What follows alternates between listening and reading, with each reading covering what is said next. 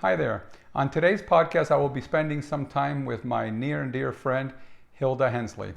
Hilda, before anything, is a mother, a wife, a close friend to many, and also a very successful entrepreneur. Hilda and I have been friends for over 20 years and have seen each other through some high highs and low lows. Hilda is one of those rare individuals who everybody wants to be friends with. You know, the kind of person that seems to have time for everybody. And everybody seems to lean on Hilda. The kind of person who knows and understands how to navigate through personalities, challenging times, and a person that steps up in the real time of need. Today is my goal to get to know Hilda just a little bit better at a deeper level. They say that we are the equivalent of, or the average of, the 5 people we're closest to. I have to say that I'll forever be grateful that Hilda is one of those individuals. Hilda is not someone who I consider a very close friend. I consider Hilda a sister. I hope you enjoy this episode of the True Grit series and you learn a little bit more about this very close friend of mine. As always, I have some very big goals, and if you would be so kind as helping me out and subscribing and hitting the like button, I will also be grateful for that as well. So thank you very much and enjoy today's episode. Bye. We're ready. Okay. You don't even have any idea what I'm throwing at you, huh? No, have no idea. Okay.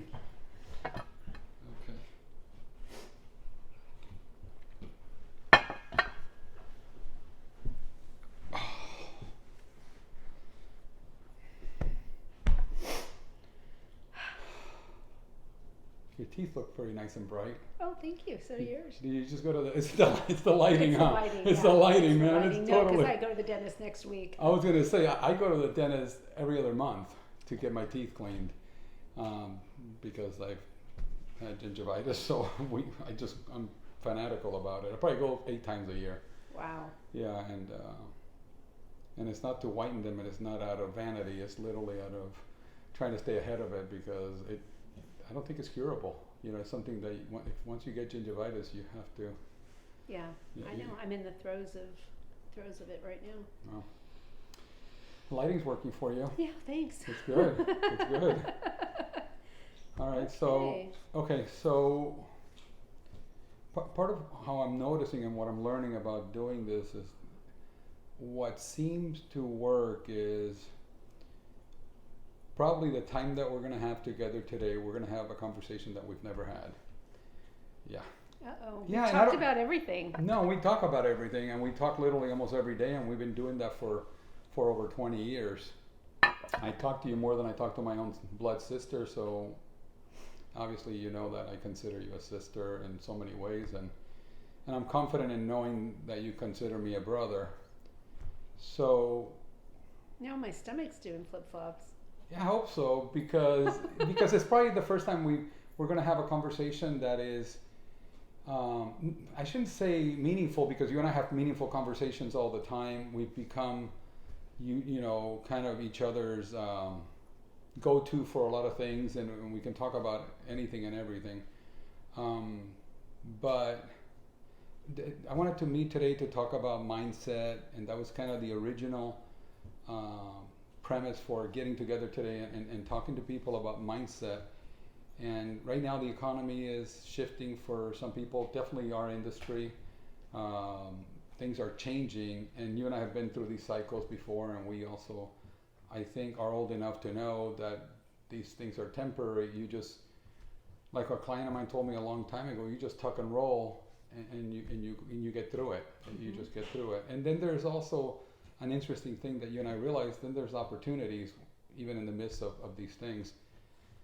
But as I was sitting last night, giving this some more thought, because for my company on Tuesday, I'm going to be talking about mindset for the group and for those real estate agents that are younger and kind of, oh my God, what do I do now? The rates are higher.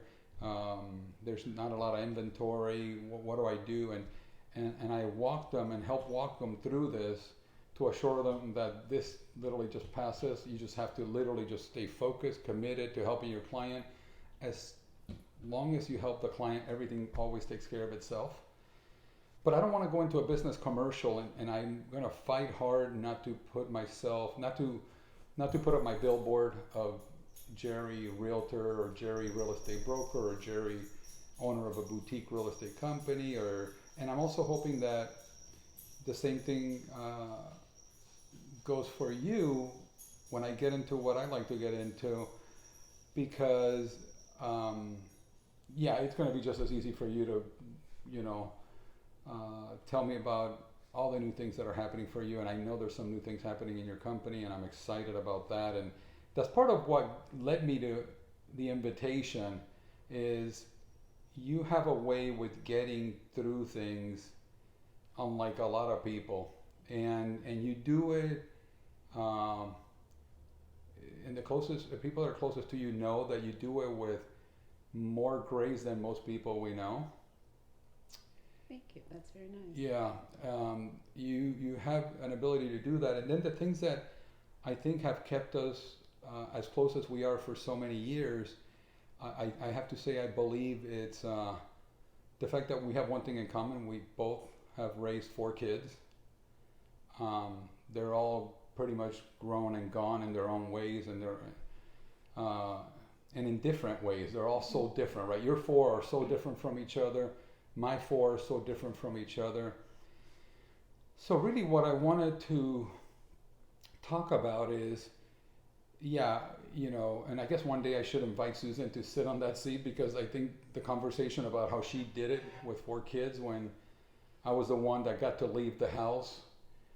And I always say I was the one that had it easy, because I got to leave the house and she was the one getting everybody ready for school and dropping off 4 schools in the morning, picking up 4 schools in the afternoon. And then from there on you go to cheerleading, football, basketball, volleyball, and it was just an insane life. And if you're anything like me, you probably look back at that life now and ask yourself, do you ever ask yourself how you did it?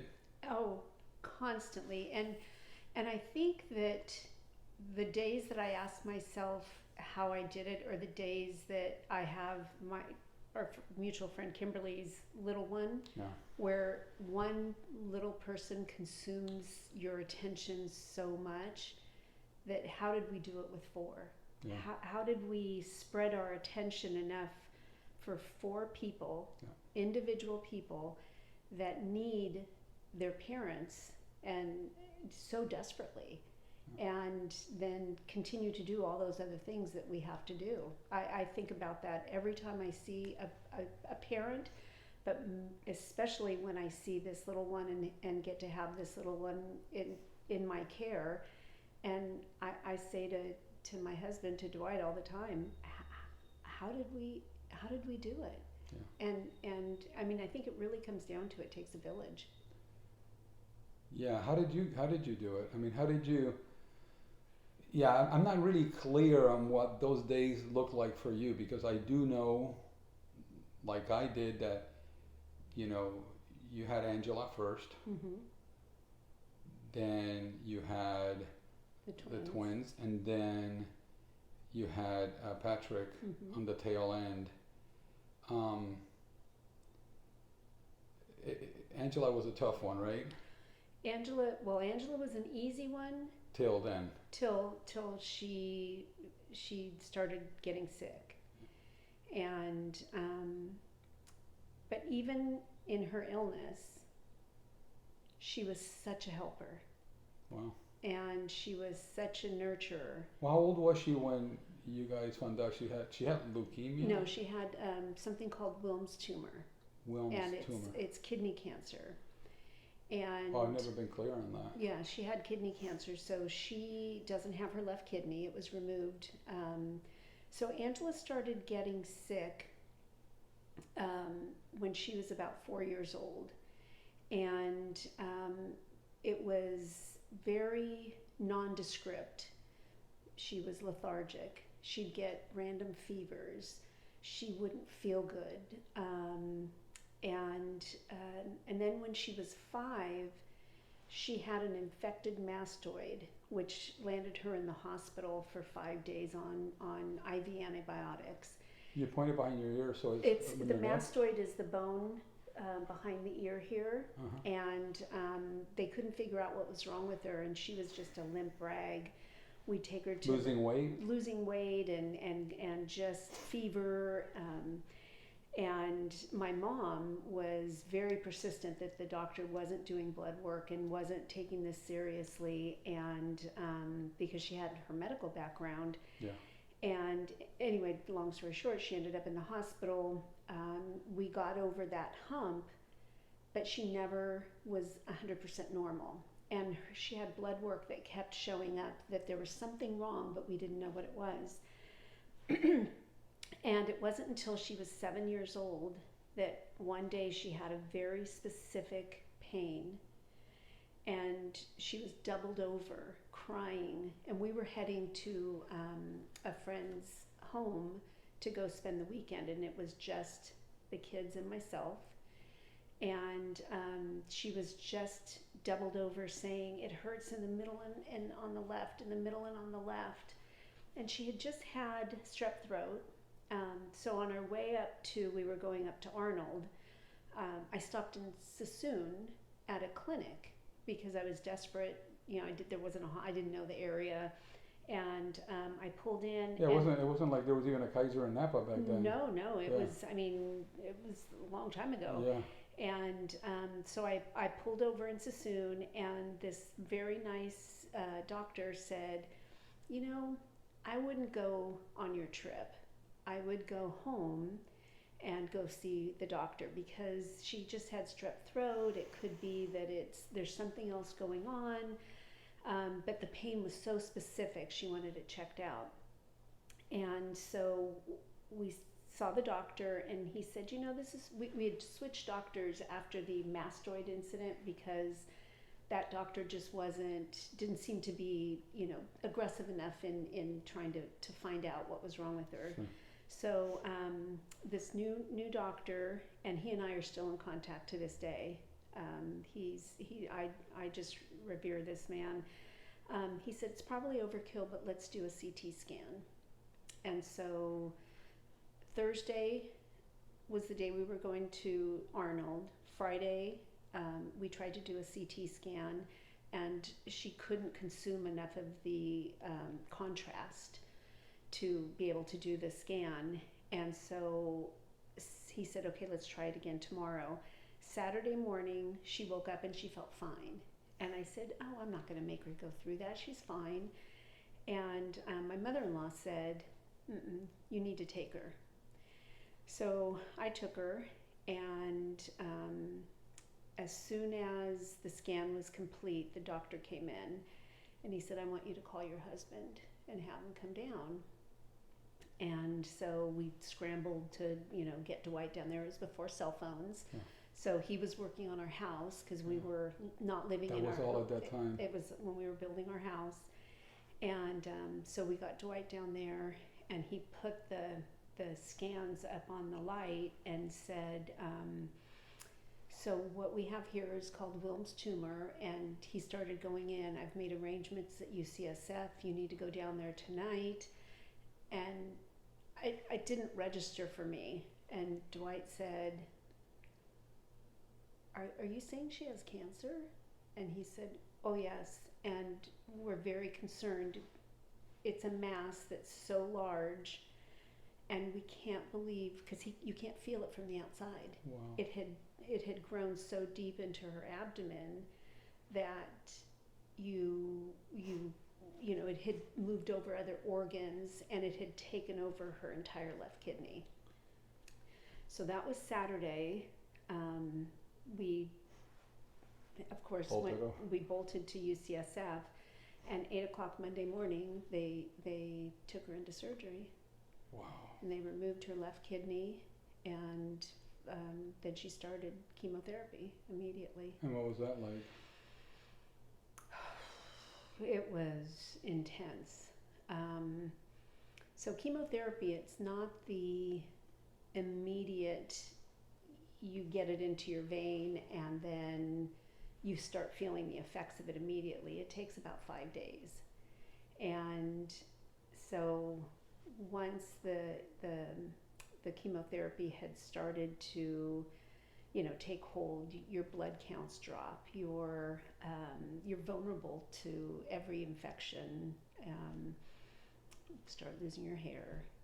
She went through that? Mm-hmm. Oh yeah, she lost all of her hair. Wow. We cut it shortly after she came home. She was, oh my gosh, she was so tiny, so tiny. And then when she came home, she lost more weight. She had to be put on a feeding tube. It was a very, very scary time. And how were you? What were you and Dwight doing at that time? He was working in construction, putting the house together, building a correct. He was working. He was probably a carpenter. I think he was a carpenter at that time. And you were working. And I wasn't working because I had the 4 littles. Yeah. So you went through a period where I didn't know that you ever went through a period that you didn't work. I didn't know what that looked like. Yeah. We penciled it out, and somebody had to be home. Yeah, it was a couple of things were real similar, right? How you got the news about that was real similar to how we got the news about Jerry needing heart surgery when he was 2 months old, and how fast the progression from the news to the surgery. It was super fast, and it was at UCSF as well. And I imagine that was probably a gift from above, because UCSF they're incredible. Something else, right? They're incredible, absolutely incredible. And then the other thing that we definitely have in common, besides having 4 kids, is that these two have gone through what they've gone through. And then that Susan, you start penciling it out, and you're just getting started. You're a young couple, and you're like, somebody's got to stay home. Mm-hmm. Mm-hmm. How was that for you? Because I've always seen you as on the other side of that coin, and I've always seen you as a powerhouse and super dynamic and making things happen. How long did you do that for? I did that for over 5 years. Yeah. It was a hard transition. I have to say, and that's why I have such respect for stay-at-home moms, because it's hard. Yeah. It is. You have no control over anything. Yeah. I mean, you have piles of laundry in your house. Yeah. You can't keep up. You can't keep up. You can't literally keep up. You can't keep up, and you can't keep up and love and nurture and meet basic needs. It's a lot. Be extra sweet. and then welcome your husband home after work. What did that look like? And think about it, because, and I used to think about this all the time. You're at your end by the time they get home. Yeah. You have maxed out your every bit of your being, but they have as well. Absolutely. He commuted into San Francisco every day. Yeah. Worked all day, commuted home, and then he gets home and he's got this at home for a wife that's needs a break. She needs a break. Mm-hmm. Yeah. So it's. I remember a lot of those calls where Susan's like, "Get your home, get home." Yeah, I mean it's. I think of, and I've said this over the years so many times, of being a full-time stay-at-home parent, working part-time, doing something where you get a break outside the home, and working outside the home. The hardest is being at home full-time. It's just work is and everything in life is about perspective, right? Yeah. And this was my first huge lesson on perspective. We all, they're just a stay-at-home mom. Yeah. I think a lot of people, even women that haven't gone through that, would think that, hey, if I'm going to go that route, I'll be at home. It'll be a little relaxing, and the bundling and the joy and all that. And it's not the reality, And I wouldn't, don't get me wrong, I wouldn't trade it for the world, because you don't get those days back. You don't get those moments back. It's so special. It's kind of cliche-ish though. It is. It's so cliche. It really is. But you don't. But it's the truth. But I mean, you don't. now at our age, and I'm older Oh. than you are, but you know, people used to always say, "Oh, life is short," and you're like, Yeah, "Whatever." you don't. Yeah. It's short. Yeah. It's really short. Yeah. Those days went by so fast. Yeah. Yeah. And it's funny. I've gone deep with the topic of why did I do things the way that I did them, and there was so much in me at that period that was driven by ego. I just wanted to be number one at something really bad, and so I always disguised that with I'm doing this for the family. I'm doing this for the family, and and me going back in those days, I used to go to the gym. Remember at 5 a.m. A lot of us would do that, the early morning gyms and all that, and at this stage now I look back and I know why I was going to the gym that early in the morning. Right. Yeah. You avoid a lot of that. Avoid a lot of that morning pressure, because it would be a pressure cooker, It takes a lot to execute. Yeah. But it's a great foundation for What's to come. Yeah, it really is. Yeah, I think so much comes out of that, right? And the maturation of any of us is, yeah. I mean, even for Susan, did it so well. We have a kid with special needs and all that. So you become a fighter, you become an advocate, you have to become all those things. And then when Susan was on the other side of that, then she took off and expanded in ways that I didn't even know she would. It was really impressive. But I think we can all say that if you can do that, then you really can do anything. And I think that if you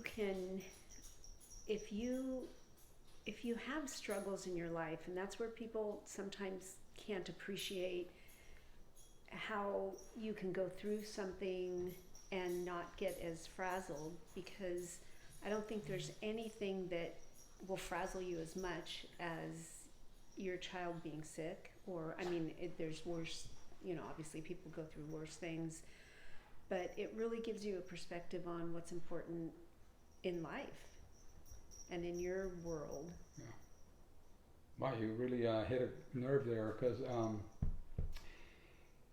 yeah, a lot of the work that I'm doing right now is in preparation for something bigger. And by bigger, I mean a better relationship with my kids, a better relationship with Susan, a better relationship with you, a better, that's what I'm looking forward to, is that's my definition of bigger now. It's not the stuff, even though I enjoy that stuff, that's a creative outlet for me. This is a creative outlet for me. I enjoy this a lot. But if I want to do something, if I want to spend a moment with somebody, I want to spend it with somebody that's meaningful. Oh, absolutely. And that's something that it took me a long time to learn, and I'm just in the process of uncovering that. And I had a discussion with my youngest, with Jerry Jr. yesterday, and one thing that he said, he said, you just have to be okay and forgive yourself for all the mistakes along the way, because those are the things that I find that impress me so much with you, is that you have a cadence that is calming, and you stay super focused for long periods of time. I'm more reactive and spikes and lows. And I'm just curious as to how you do that, the way that you do it. It's so funny because, and I say this all the time, and I'm so attracted to personalities like yours. I know you are. Yeah, it's crazy. Yeah, because I don't know if I live vicariously through that, or all your friends are pretty much different versions of this. Yeah. Very close friends that are very much that same personality type. But why is that? Have you thought about that, and why? There's got to be a why. Well, I get to be a part of something that is outside of what I could possibly create myself, I think. But it's funny because I don't see you that way, because when we used to work out together, you'll work out as hard as anybody else. You will destroy yourself to keep up. You're competitive by nature, but not an unhealthy competitor. You're not going to be left behind. You're going to just go. Yes, I agree with that. But also, I get such joy out of, and I think you do too, of watching other people elevate, and being around people that like we always say, you're an average of the 5 people you spend the most time with. And if you can elevate other people, and if I could be part of what you get really excited about, it might not be the thing that I am necessarily most passionate about, but it might be like when we did that. What diet did we do? Body for life. Body for life. Body for life. I would never have done that on my own. Oh, I see. Ever. You're super community driven. I mean, you're super tight group community driven. I'm like, I'm probably like 5 people deep. I'm literally like 5 people deep, because for me, if the 6th one doesn't play as well as the other 5, I start to move away. And by play, I mean if they start engage to or bring me down, because they're not an uplifting type. They're more of a dark cloud, and I keep my eye out. I keep an eye out for dark clouds, and then I also have to make sure I'm not one. Right. Either. Well, what's interesting though is, and I have thought about how I'm so attracted to personalities like yours. I've also found that I'm very independent and will do things. Hello, Teddy. I guess he's giving you kisses. Yeah, I needed that. Whereas, like, I have one friend in particular that just doesn't like to be alone and will always have to have somebody with them. And I've never. Too much. I love it. And I'm so different than that, where I don't mind being alone. I don't enjoy it all the time, but I don't mind being alone. I'm the type that I would go to the movies by myself. Yeah.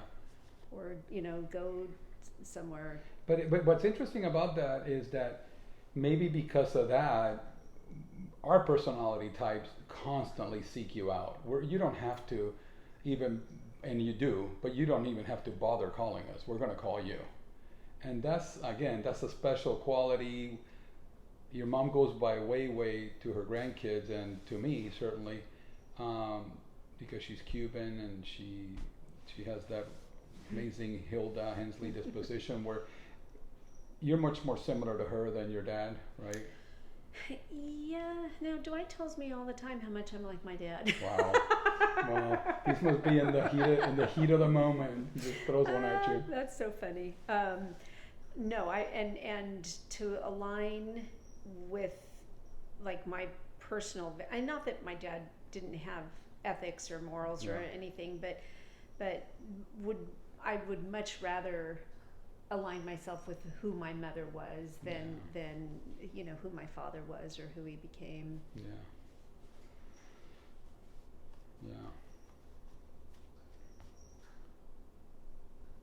So we both have had interesting, colorful childhoods. We're both kids. You with both parents, me with one out of my 2 parents, with a parent from the exile from Cuba. You guys left, I think, before my family left Cuba. And you were raised in Napa, and you were born in... I was born in New Orleans. In New Orleans. That just boggles my mind, right? But your brother was born in Cuba. My brother was born in Cuba. Yeah. I was the only one out of all of the brothers, sisters, children. So there were 10 brothers and sisters on my dad's side, and my mom was an only child. And all of my cousins were born in Cuba. So again, anybody that doesn't know you, anybody that meets you, they would think that you're this privileged Anglo girl that has pretty much had a silver spoon in her mouth and everything handed to her. I would imagine that's probably fair, that most people that don't know you, things haven't been a challenge for you, what would you say to that? Wow. If you go back that far, Go back that far. because yeah. you got to go back to New Orleans. If you go back that far, how was it then, and where did you come from? Well, Because in so Cuba, your parents were okay. In Cuba, my parents were more than okay. Yeah. In Cuba, my parents were what you would call probably incredibly upper class. Yeah. My dad was born into poverty. My mother, her father was a doctor.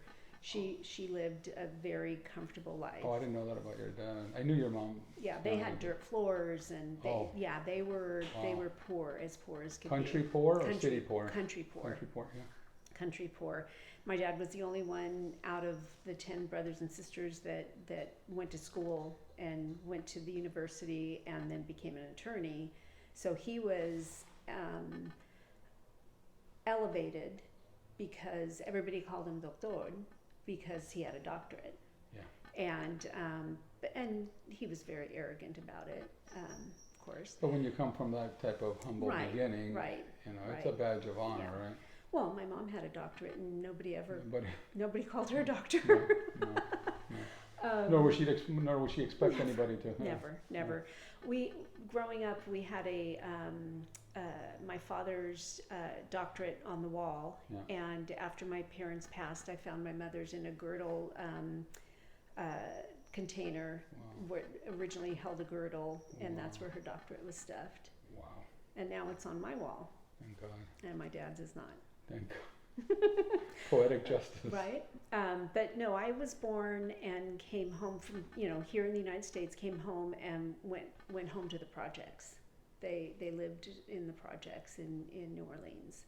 So they came to the United States. They stayed in Miami for a little bit, and they didn't speak the language, obviously. My mom did a little bit more. But that's the one thing I have to really hand it to them. Both of them learned how to speak English as quickly as possible. They saw the value in that immediately. But no, we were as hand to mouth as could be. And my father couldn't practice. My mom was a pharmacist in Cuba. She worked. She was able to get a job helping fill prescriptions because everything was in Latin. Wow. And so she was just an assistant, and my dad swept floors in warehouses and whatever he could do. I don't think he kept a job very long because he was not handy and had never really done manual labor, so he wasn't good at it. I'm just wondering if you're a big believer in education and even higher education, and you highly endorse that for young people, and even adults. I think you love education. I have a feeling that you'd be like some people I know that would endorse somebody studying forever. I had a grandfather on my mother's side that was like that. He went to university till he died. Wow. Yeah. So I have a different set of opinions about that because of my background. Mm-hmm. But I've always respected you a lot for that because it's something that you plant your flag on, and every one of your kids has a degree. Your husband has a degree, and it's been wonderful to watch the success and accomplishment of that. And then it's nice to see the kids buying houses now and all this that has come from what you learned from being with the parents that you had and having the exposure that you've had. But your parents came to this country, and I'm going to probably say they were not here as affluent as some of the friends that you surrounded yourself with. They had to work hard. Oh, they had to work very hard. Yeah, they didn't have those degrees didn't transfer. I know your dad was a teacher, professor also. He was a teacher, so he went back to school. They ended up in California because finally my uncle and aunt came to California, and she was a teacher in Cuba, and she told my father that they were doing special degrees, teaching credentials, that if you had a certain level of degree that you could apply for a temporary teaching position, and in the meantime obtain your degree. Wow. And so that's exactly what he did, and that's what brought us to California. But so he was working part-time, going to school full-time, and doing that struggle. So he ended up getting his bachelor's degree and his master's in English and Spanish, and went back to law school. Wow. He never took the bar again, but he did go back to law school and graduated law school. Impressive. Yeah, very, very impressive. But on a teacher's salary, they we weren't the kids that, this is years later, obviously. That took a long time to obtain, and his permanent teaching position took a long time. But they were very, very, when they were established, they lived paycheck to paycheck, and when they retired, they had pensions. They had, my mom had. Back when those existed, those existed, they didn't have hardly anything in the bank. Right. But they did pensions. But they did own a home. That's right. And that helped with their care. That's when they were older. So yeah, but no, I definitely was the poor kid on the block around my group of friends.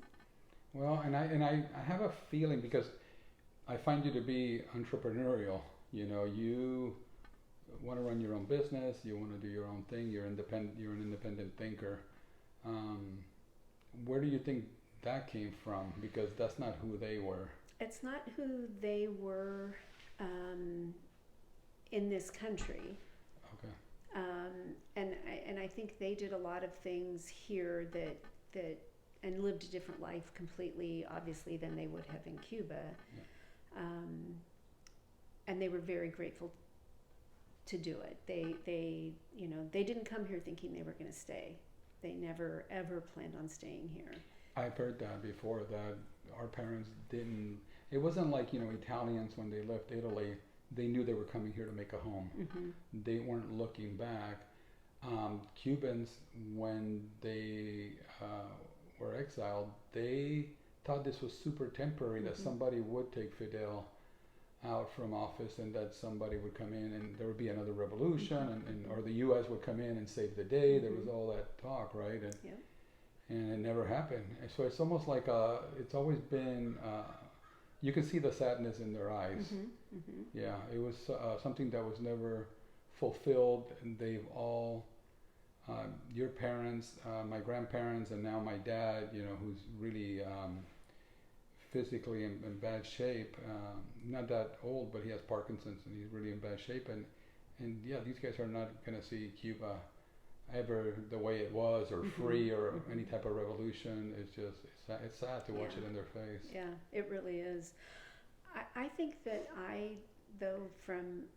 from my father, probably from my father more than my mother, because he talked about it all the time. He was so grateful to be here. I always got that from him. Yeah, he was so grateful to be in the United States, and he really felt as though this was the greatest country in the world. Yeah. And that love of, it was a passion to become a citizen, just a passion. Yeah. And what more special than to be able to be an entrepreneur.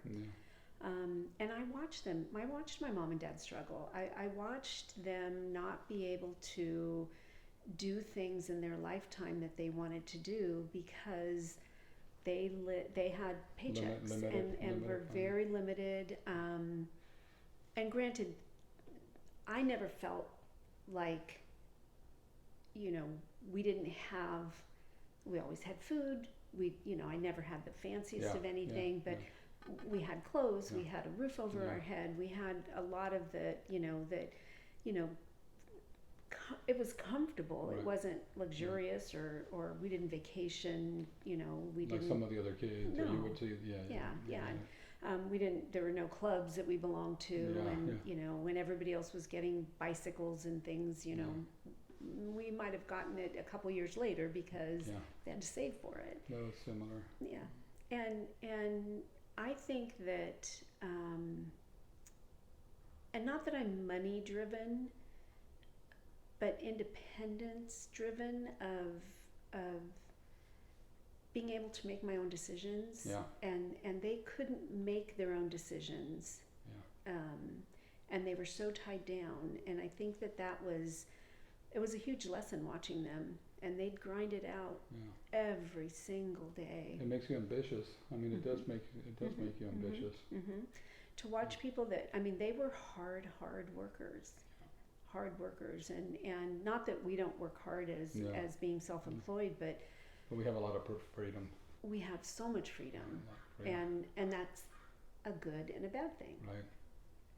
You know, and I used to. I remember telling, I'd get frustrated with people on my team that, you know, they wouldn't work. They wouldn't. They wouldn't get results. They wouldn't work, and I would always talk about, you know, those people that, do you think that somebody that works at McDonald's has an option? When they go, they give 8 hours a day because somebody's watching over them. 100%. And they're clocking in, they're clocking out. Yeah. They're doing a job for 8 hours a day, and that's the bad thing. And they're getting 8 hours worth of value out of that employee. Exactly. Not 6. They're getting 8. Yep. Yeah. And that's a huge. I mean, when I watched my parents, they, you know, my mom was always, you know, up at 5 o'clock in the morning getting lunches ready and doing everything so she could be to work by 7. And she worked 6 days a week a lot of my life. Holidays, you know, weekend. I mean, it was a lot, and I think it takes its toll on people. Yeah. And so I think that we've been given an opportunity, and we can't squander it, basically.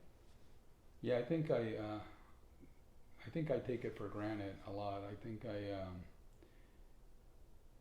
it seems to, and I don't know why. It seems like, you know, some of those things, you know, making money comes easy to me. Managing money is something that I've had to work really hard at learning. That's been the most challenging part for me. And luckily I'm surrounded by people like you that have helped me with that. And it goes back to that, you know, we're the sum of the 5 people closest to us, or we're the average of the sum of the 5 people closest to us. But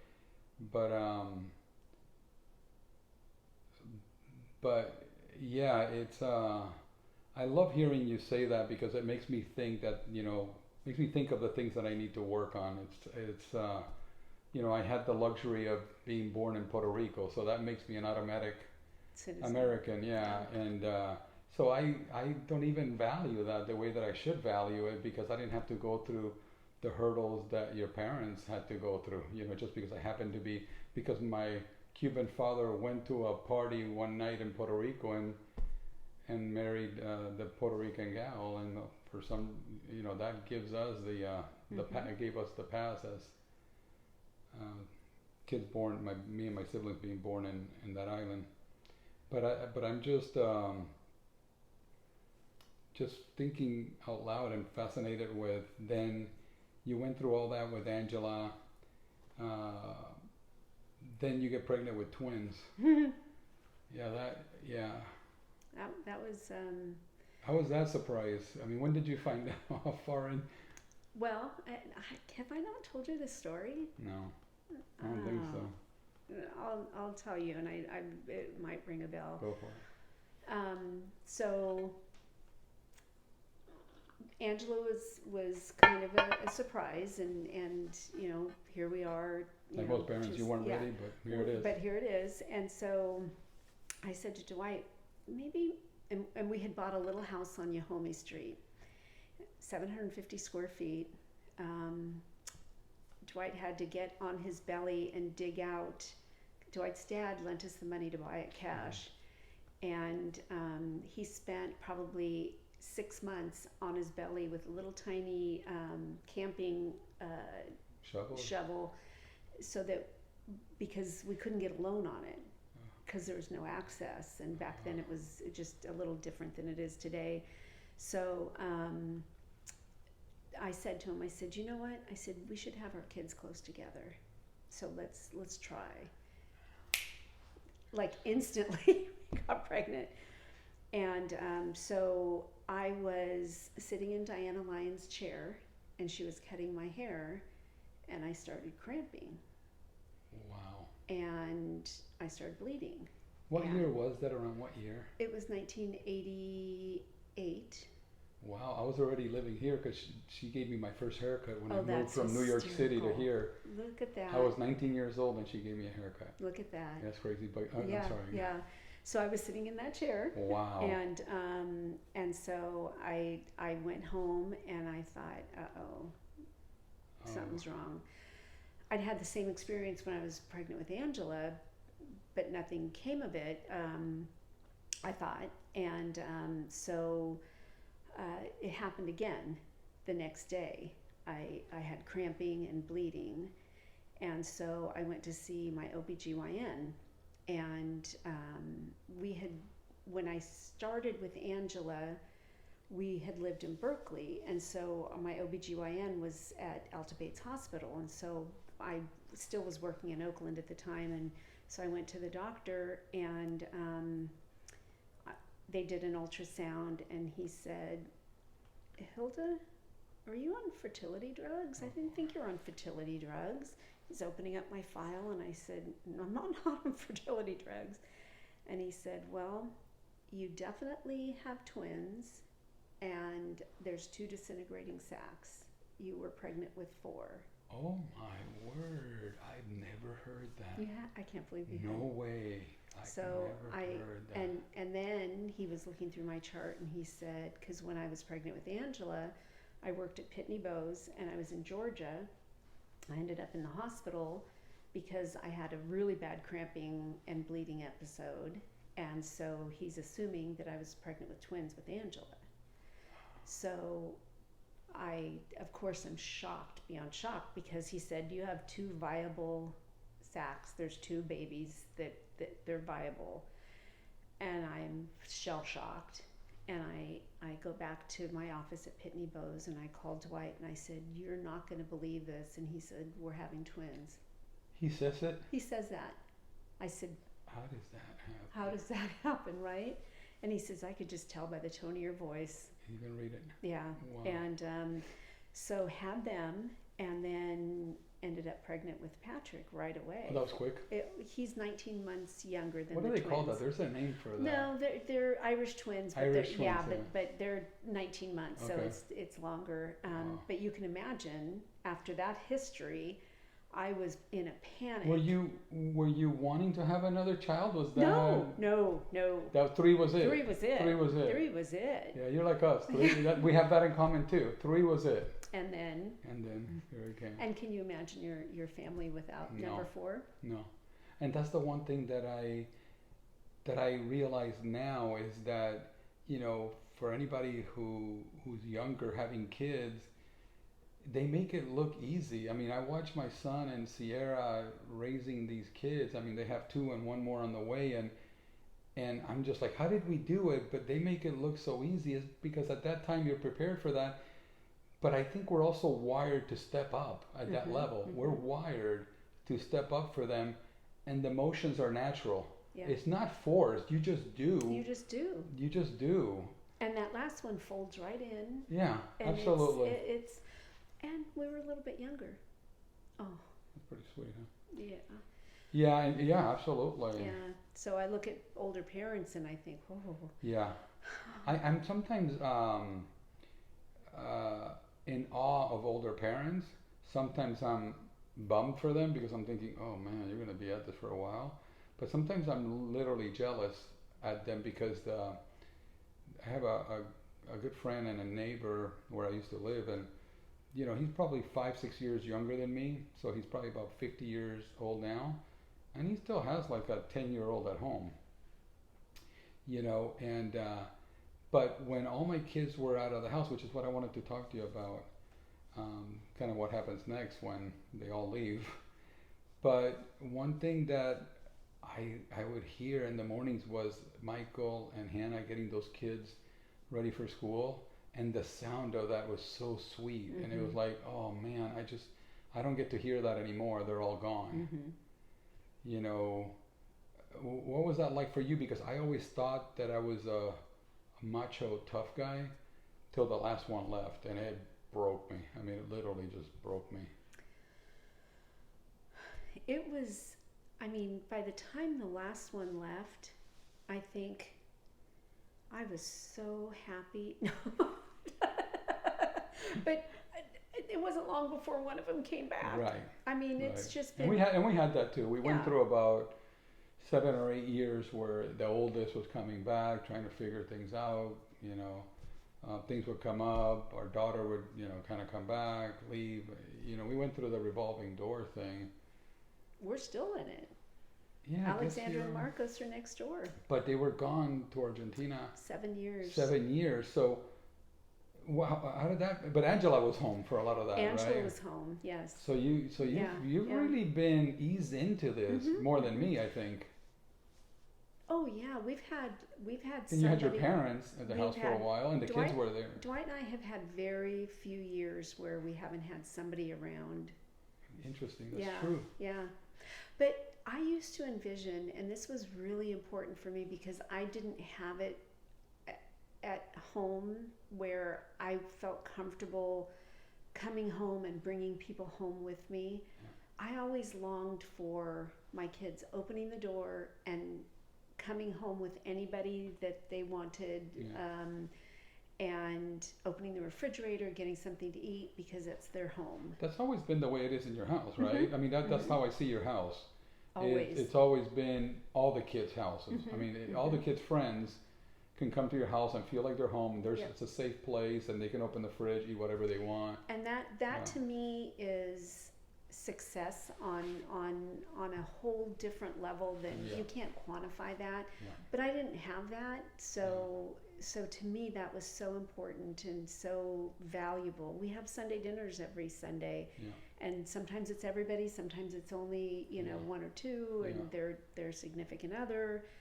Dwight's mom now is only grandparent left, but it's something that I just want it to be a safe, warm place for everybody. So I have a couple of friends, particularly one that, like me,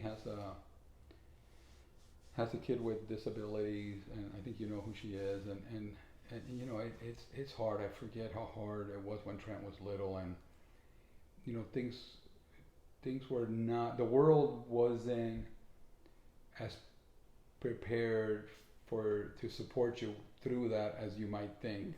You really have to advocate, and you really have to.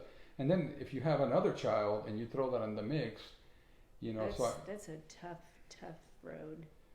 You know, I'm just curious because you have gone through hardship and you have had to deal with stress and things like that. What would we say to a parent that's going through that right now? Because you talk about Kim, we can talk about Sarah, who is a single mother of 5, and how do these women who are business women, how do they do it? It's just beyond me.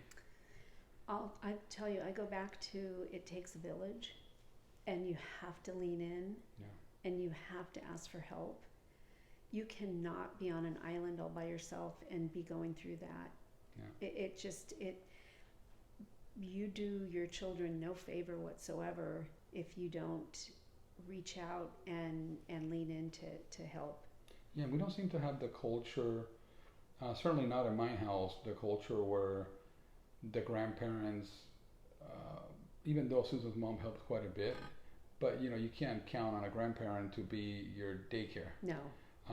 Susan and I, we're not in a place where we're ready to become a daycare, and maybe when that day comes, we might want to just travel and we might want to do other things. So it's a hard thing because different cultures do things in different ways. You know, I have a close friend of mine whose family is so tight that they literally are a village within the house, and you can count certain people in the house to do the meal, certain people in the house to clean house, certain people, and they divide and conquer that way. But that's not that's not really the way it is for us. It wasn't that way for us or for the people that we're talking about now. No. So It is no, and when I say lean in now, there are more services available for families that have special needs Yeah. children than yeah, no, so yes, I mean that.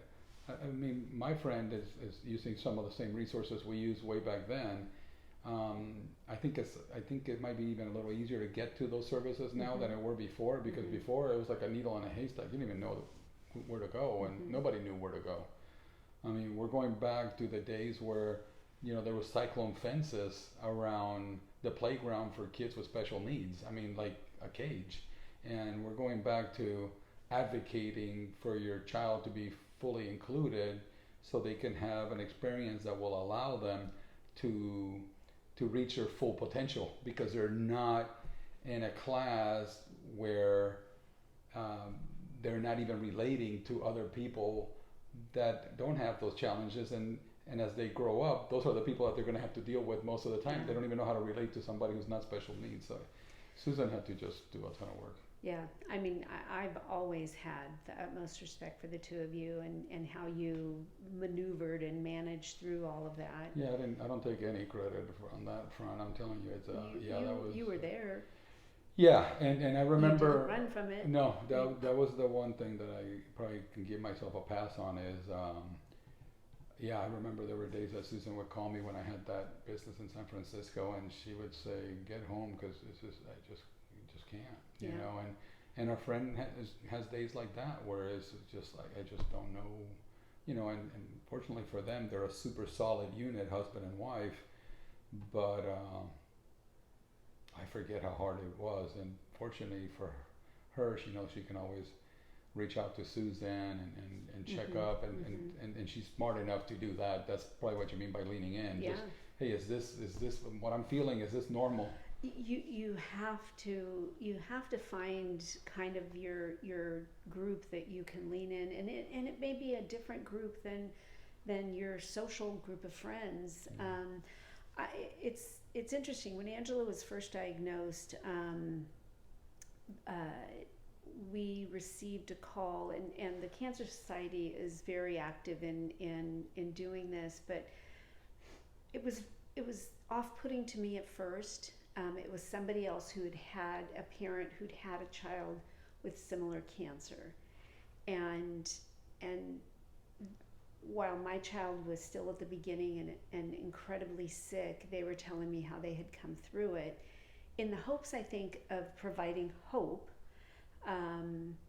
I didn't take it that way at the time. I was, too raw.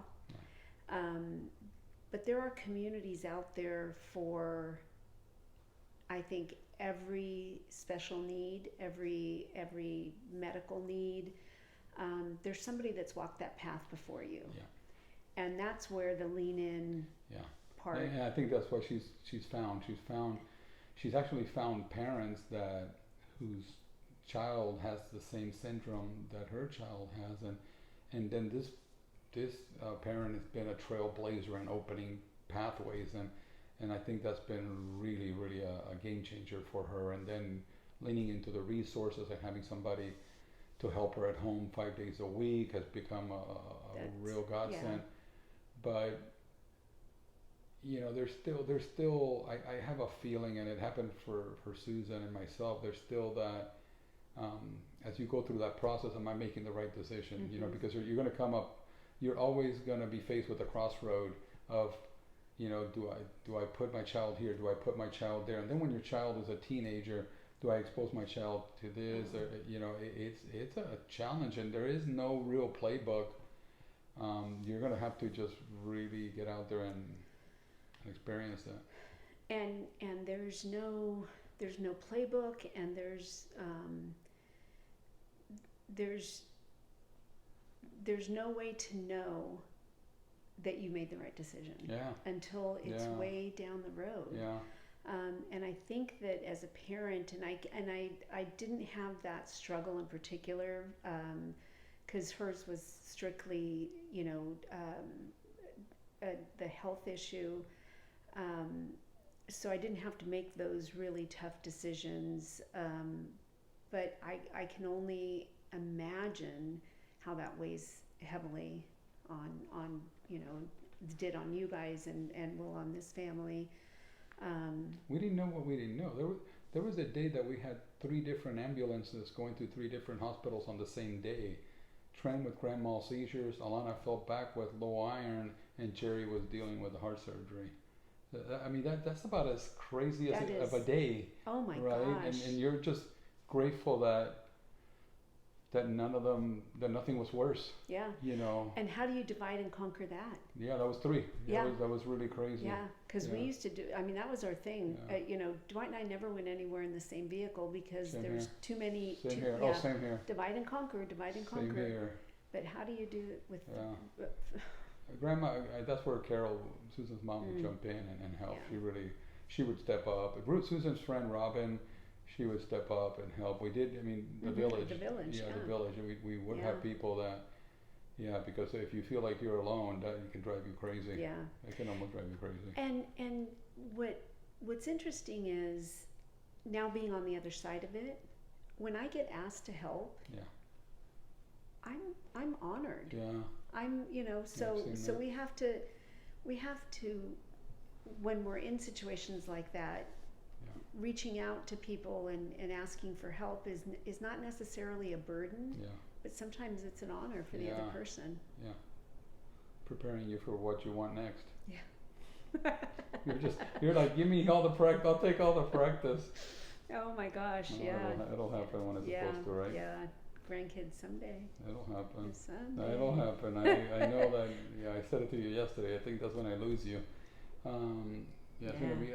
That's the day that I'm gonna have to come over, because I don't usually have to come over. I usually see you at your office, or I can get you to come over for a walk. It's easy to get a hold of you now, but that's gonna be when I know it's gonna be hard.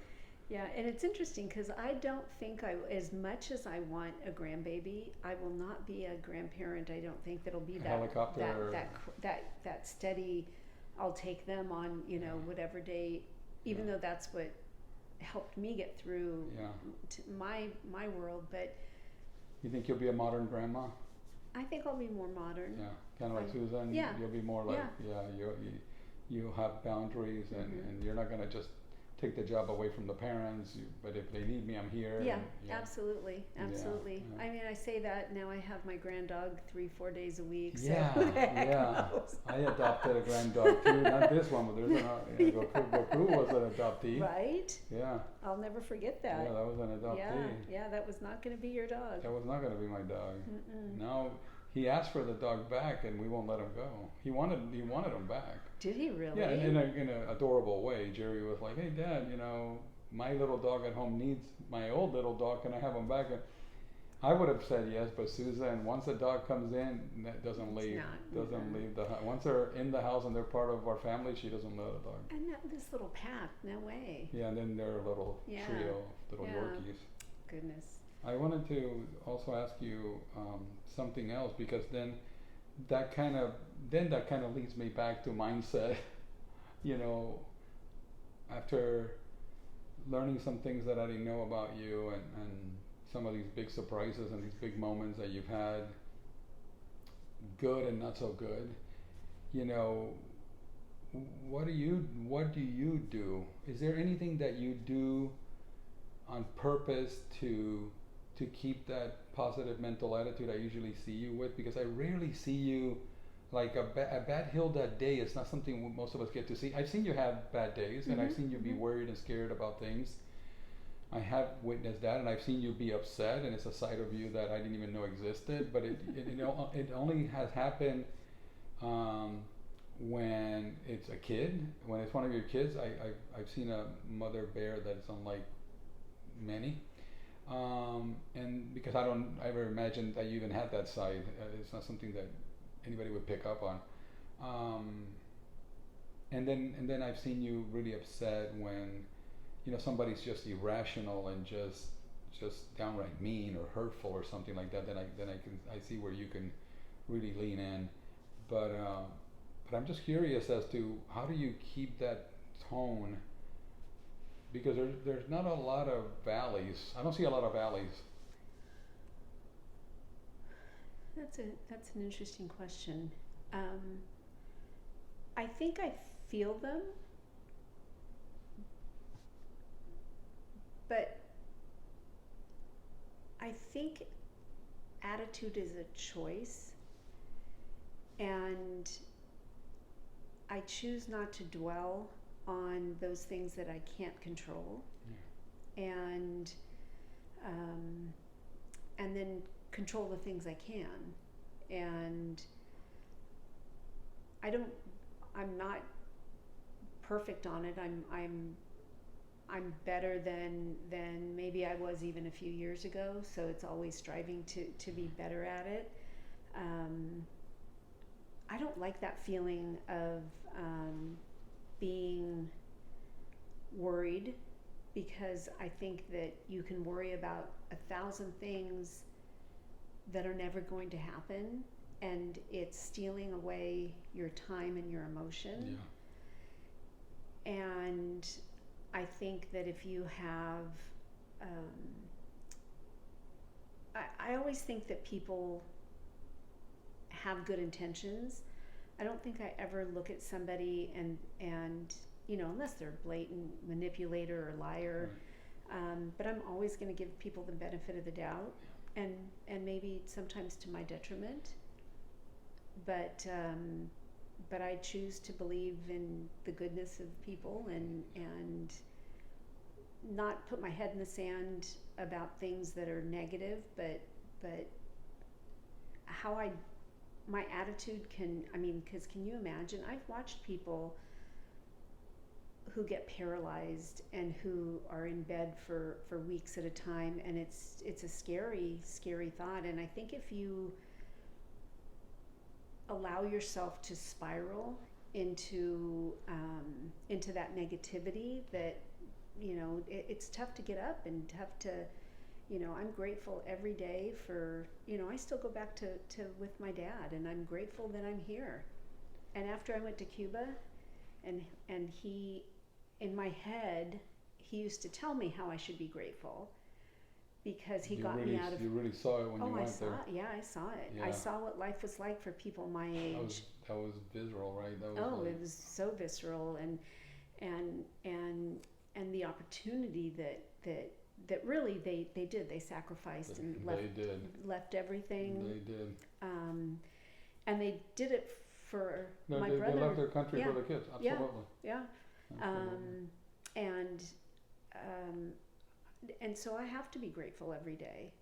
And I think that gratitude, I'm grateful for my life. I'm grateful. And it's so funny, because I finally realized, and it's funny that you bring up, like, growing up, what probably we were considered poor, and watching friends who had so much more. And it wasn't necessarily the more stuff, or it was the being American. It was because we were different, because we weren't American. We were different than everybody else, and I wanted to be like everybody else. Especially here, where back then there was only two cultures. There was either Anglo or Mexican, right? That was the two. And in Napa, there weren't a lot of Mexicans. There weren't, right? Mm-hmm. Susan says that too. That when she was a little girl, there was only like one the twins, the Brambilla girls. Those were it's like, wow. Yeah, and there was one black family. Wow, and Napa is like 52, 53% Mexican now. Yeah, but back then, Napa was very white. Yountville, there was a concentration of people from Mexico, and St. Helena. And St. Helena has old families that have been there a long time. Yeah. So I was kind of and I didn't look like them, right? But I wasn't like my little Anglo friends. Yeah, you were literally in limbo, huh? Yeah, limbo. And my house, like I said, wasn't a place to bring friends home. Yeah.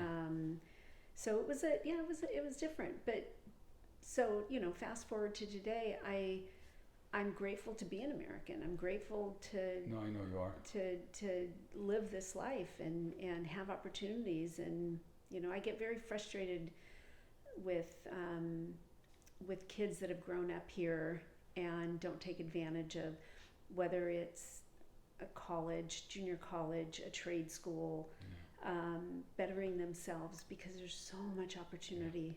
There really is. Even today, there's so much opportunity. You can make something out of very little. Mm-hmm. You can make something out of very little. And people do it every day. And if you believe it, Yeah. Yeah, no, that's and it's funny because the agenda that I was working on for our office meeting, talking about the topic of mindset for Tuesday, it really, you did it organically, but that agenda was going from starting at mindset and ending with gratitude, because I don't think we can even have positive mental attitude without gratitude. I believe that everything that, I think it's two sides of the same coin, almost, mindset and gratitude, they go hand in hand. Well, you can't have two emotions at the same time. Right. Yeah. Right. So how can you be grateful if you're angry? Yeah. How can you think of all the positive things you're going to do that day if you're angry? Yeah. Or scared, or it consumes. That one emotion consumes. So if you have a choice and you can let gratitude consume, what it's so much better. It's so much better. Yeah, just recently, the other day, we talked about Diana and her journaling and the book that she wrote on journaling. And there's a Dr. Amen, he's a psychologist, I think. Dr. Amen talks a lot about mental abilities, capacities, everything to do with psychology. And one thing that he said is that we should all journal in the evening. And he says he does it every day. He literally finds at least 5 things he's grateful for that day, and he puts it down on a piece of paper and gets it out of his system before he goes to bed. And because apparently there's studies that you sleep a lot better when you realize all the good things that actually happened that day, even in the worst of times. Wow. And he claims that, and everything that he does is science backed and studied. But I was not surprised. Yeah. Yeah. Well, and I'm not sure where I read it, or and I'm sure it's very, very commonly known, but when you focus on something, all your energy goes towards that. And when you focus on, and you're a huge in this area where you figure out what you want to do, and then you become singular in your focus on it, and self-improvement and work. And so it's been with you a journey throughout time where, and I've been along for the ride, where it's all positive but incredibly focused. I mean, that determination. I got tired listening to you. It's like, it's a lot. It's a lot. It's a lot. I mean, think of everything that you've done. You've written books. You've gone on tour. And we realize how hard it is getting, like we say, butts in seats. You did it very successfully. You decided you were going to build a company, and how focused you were on doing that. There's not a lot of time for negativity when you have that level of focus. Maybe, and again, it could be just I think it's a self-preservation. What is it? And my dad used to say that a lot, and I don't think this is a Cuban, but that whole idle hands are the devil's. And I've always been a believer that we have to be busy. Yeah. That we have to be busy for our own health and well-being. Yeah. But then I think what being busy leads to is meeting people like you, because we attract each other because we're doing more. We're always open to doing more and something different. that kind of leads me into what I was thinking a minute ago when I was listening to you was, yeah, what's next look like for us? Because, you know, we have we have friends that are like starting to retire, right? We have a lot of friends that are starting to retire. Yeah. It's so funny. It shocks me almost a little bit. It shocks me. And There's a part of me that's jealous. There's a yeah. little part of me that's like, Jesus, man, come on. I want to just do it all at the same time, but I don't even know that I'm a retire guy. You know, it's funny. I was just with a group of women, and some of them are retired, and some of them play golf all day, Yeah. every day. Yeah. And I think I would rather, Shoot yourself. go to the dentist every day. Yeah. Yeah. To have something to do. Yeah. Other than do that. And then others that are traveling a lot. Yeah. And others that have pivoted from their work to doing something completely different. Yeah, I've seen people went to nonprofits and do some amazing work there. Mm-hmm. I can almost see that more than the sitting around or just, yeah, I definitely want to include more hiking and more adventures like that into my space. And as I get this journey that I'm on with getting leaner and healthier, I want to do more. I feel like I have the capacity to do so much Mm-hmm. more physically. Mm-hmm. So I'm looking forward to that. But I still feel that I'm coming to the conclusion that I feel like there's still a lot to do, especially if I keep getting as healthy as I'm getting. Like now I have the time to do it because from where I started 55, 60 pounds ago, and I still have a long ways to go for me to be at an optimal health, it just makes me think like, wow, if I have another 30, 35 years, I can get a lot done in 30, 35 years. Well, I want to get a lot done. yeah, and what that a lot is can be so. Oh, it's always in the realm of impacting somebody's life. Mm-hmm. It really has to be that, because that's the only thing I really care to do. That's why I got into real estate, because it does impact somebody's life. Absolutely. And we get so much joy from it. You do it on a numbers side of the equation with your mortgage. I do it on my. You see, now I'm doing a commercial. I don't want to do that, but yeah, that's the reward that I always felt. I was always very well compensated. You're very well compensated for being very good at helping people through something that's complex and challenging if they don't have an advocate. So we've been an advocate. So what does it look? Can we, because we have that muscle, can we flex it for other people? Mm-hmm. Can we be an advocate for people in a different way? You know, and give back in the process. That's kind of where my head goes into. What does that look like?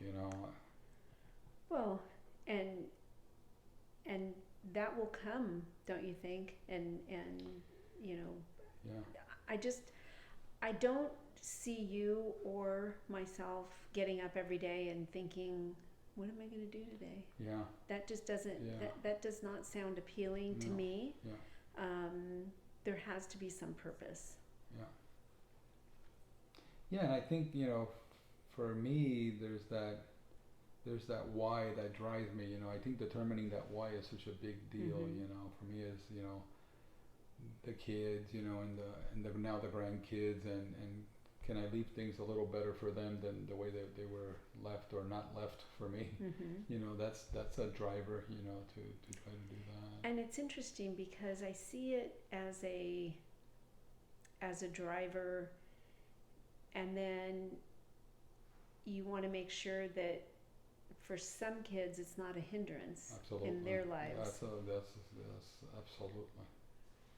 And that's a tough one. Yeah, that's a tough one. Absolutely. And I hope to someday get to the point where a decision would have to be made to enough is enough. We're nowhere near there yet. No, but I hear you. Yeah, No, I totally hear you. Yeah, and what else? Who else could be helped? Yeah. Because how much is enough? Yeah. Yeah, I think who makes what made you, what made me. Part of that obviously is coming from very, very, very humble beginnings. Absolutely. A lot of Christmases with nothing under the tree. And if there was something, it was from the 5 and dime. Yep.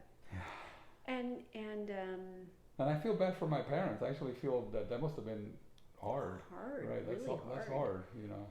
Yeah. Even though I'm pretty brutal on them, but that must have been really hard. Mm-hmm. Yeah. No. Very, very hard. No. Whoa. How you feeling? Good. Yeah, definitely not what I thought we would be talking about. Me neither. I feel great. Yeah. We got to know each other a little better. I never thought that could be possible. Wow, man. Yeah. I cannot believe that you didn't know my multiple births. No clue. Can you imagine? That's crazy. It was, yeah. That was a crazy time. San Diego State University, I know all that. Yeah. You and Dwight, my gosh. going full circle, high school sweethearts. I got the dirt on all of that stuff, but not man, the nitty gritty. No. You held out hardcore there. Oh yeah, like I said, those were interesting times. Oh. If you ever talk to Mike Cybulski, ask him about my twin tummy. Oh, I can't wait. I saw a picture. That was. I couldn't. I'm just gonna stop right there. Yeah, I could. You were so tiny, but so. I could not sit behind the wheel of a car. Oh. And have my feet reach. It was like a Volkswagen in front of you. But you were tiny in the back, tiny in height. This Volkswagen in front of you. I couldn't. I can't even. And that in and of itself, what women's bodies do to bring life into the world is incredible. So the last thing I want to say is thank you for always making me feel like I had family in Miami besides my immediate family. You always made me feel like I had family here, and that was something that helped a lot. Well, and thank you for being the brother that I wished I always had. Yeah, I appreciate that. I am glad that in some way, shape, or form, I maybe helped fill that void a little bit for you. And I've heard a lot of your close friends say that, and there's a reason our paths crossed. So that was super, super serendipitous. Yep. I love you. Love you too.